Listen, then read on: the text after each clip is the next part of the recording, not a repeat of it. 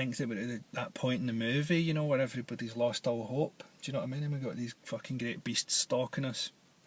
The corporations, which call themselves human beings in legal terms, you know, they have the rights of humans, and that's why they exist as they do now, and we've just got to find out a way of killing the monsters.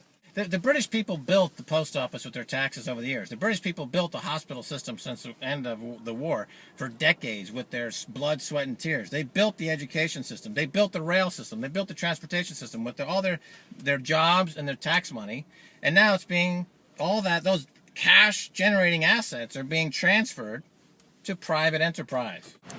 I think many bankers are currently living under the illusion that they are still serving the interests of society.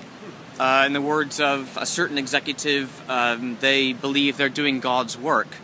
The House of Lords has been described as a cesspit of lobbyists, criminals, corruption, in fact monsters, vying for corporate favours and money through directorships and advisory roles. Pig!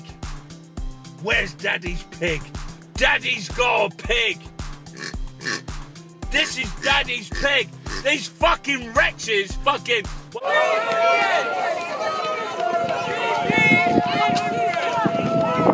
And these are people, I mean, who, you know, many of whom don't have to work, who are multimillionaires, who, you know, the strong ties that the government, people in Parliament have to the property market. You know, how many houses buy-to-let fucking properties that all these people have, and, you know, it's a kind of total domination that, you know, they've got all the capital, they've got all the property. The National Health Service is going to go bang in Mr Cameron's face.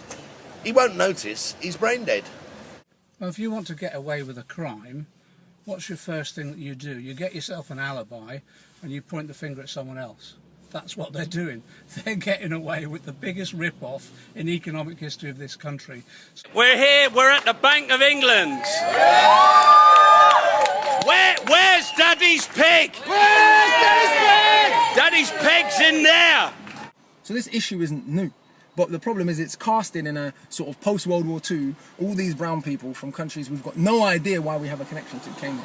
And so it's about re-educating people and making them understand how using the issues of immigration, of social security, of all these other things, and getting us to buy into the belief that these foreigners are the problem, is a way of distracting everyday working class people from the very real oppression and theft that is occurring every single day. Most people who are the bereaved families, they're not political creatures, they're just decent people, and they have faith in the system, and boy are they in for a rude awakening, and what a sharp learning curve when they realise just, you know, this system they've put their faith in is basically shitting on them from a great height, and will continue to do so. Even now, at this stage now, you know, there are legal processes, you know, in play around Hillsborough. But, you know, I maintain, and others around me and would maintain, that it's political pressure that will bring about any tangible results. Because let's face it, what we're up against is the establishment. And when the establishment's caught out, no matter how long it takes, it very quickly reorganises to protect its own. Exactly. The only industry booming in this country are food banks, which 500,000 people are now dependent on, where 1 million families have been forced into the hands of loan sharks.